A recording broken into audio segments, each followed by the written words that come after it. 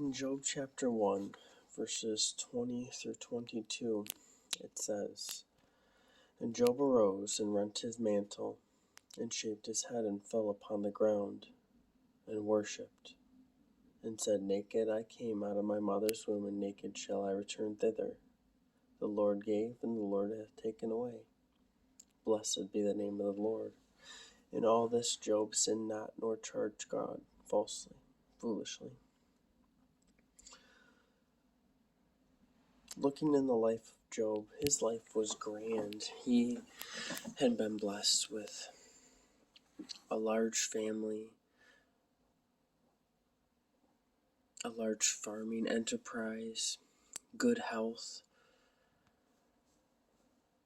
But we see in one day, all of that changed. The Lord permitted Satan to test Job. Just like the Lord allows us to be tested and tried, He permits things. And we see in the life of Job that one by one messengers came to tell of the tragedy after tragedy that had happened. His oxen, his donkeys were stolen. His sheep were consumed by God's fire. The camels were carried away by thieves. His servants were killed. And then the worst news came at last. A storm of wind had blown down the house where Job's children were partying, killing them. And then we see later Job's health failed as boils covered his body from head to toe. And one day he had lost everything that many would consider important in life, his children and his worldly possessions, his health.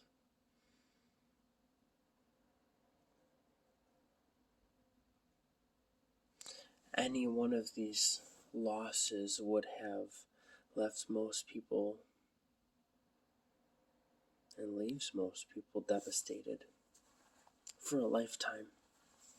The loss of one child was a horrific, it's horrific enough for any soul to bear. Job lost 7 sons and 3 daughters in one event. Surely Job would have cursed God and died. As we see, if we read this whole text, I encourage you to read the book of Job. But his wife suggests to curse God and die. But we see the faith. We see the trust of Job. And how he responds proves that he truly loves the Lord, that he had an unshakable faith. He realized that he came into this world naked. He came into this world with nothing. And with nothing he shall return thither from this world. The Lord is the one who gives.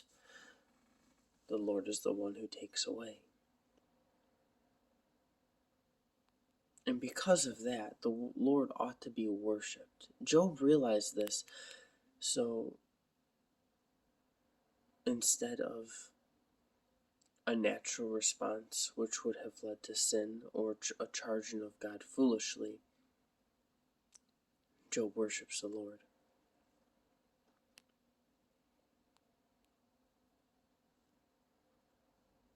Upon hearing this tragic news, Job tears his robe, shaves his head. He falls down on the ground and worships the Lord. The faith that he exercised daily gave him the strength to face these permitted things that the Lord had allowed Satan to inflict upon his life. Job believed in the complete sovereignty of God, the God who had made him and had blessed him through his life.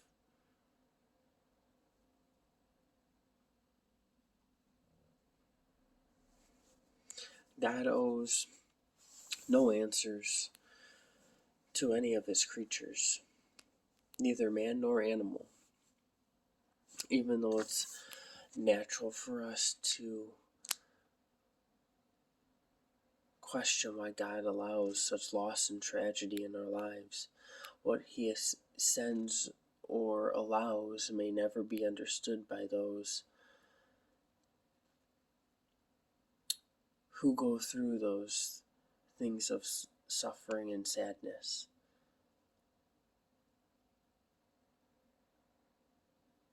We cannot control the circumstances we go through, but as people of faith, we control how we respond in humility, faith. We must fall down at the Lord's feet and worship him. This may not be our immediate response at times because of what is going on, emotional trauma. That's what we ought to strive for. Us being faithful, having a closeness with the Lord, the proper spiritual position is to accept, as we see in what Job did, to accept what God has dealt and faithfully trust in him to provide help and comfort in what's going on and just in day-to-day life in general, no matter what comes our way.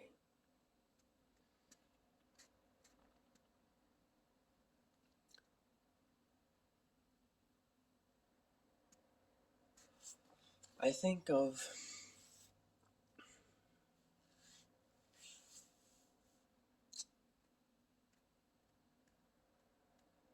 the lame man that Christ healed, who had been lame since birth, and people asked, who sinned? Was it his parents? Because he's like this for a reason.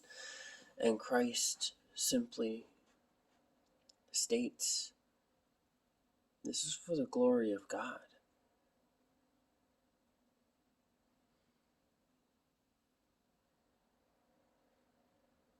The Lord does. We may not understand why he does certain things, and there may be other reasons behind why the Lord does certain things and teaching us and shaping us, improving us. But I can tell you, in the valleys and in the mountaintops, both of those are for the glory of God. It's all for his glory. And they're meant to draw us closer to him, that when these things happen, we will run to him. When we go through tragedy in life, we ought to know that God's still in control of everything, because he's on his throne, sitting in full control and power, our sovereign God, extending his love, his mercy, his grace, his long suffering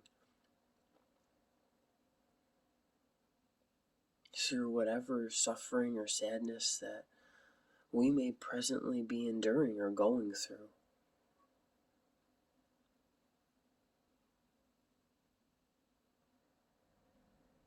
We ought to seek him and draw near to him, that he will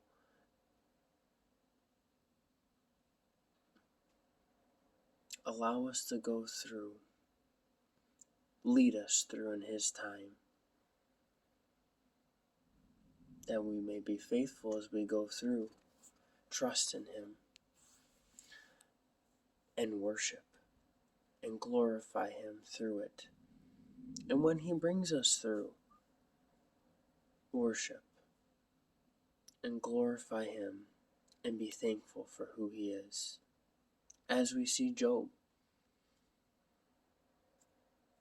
he blessed the Lord, even in the tragedy. And then in the end, he blessed and he thanked the Lord. Have a blessed day.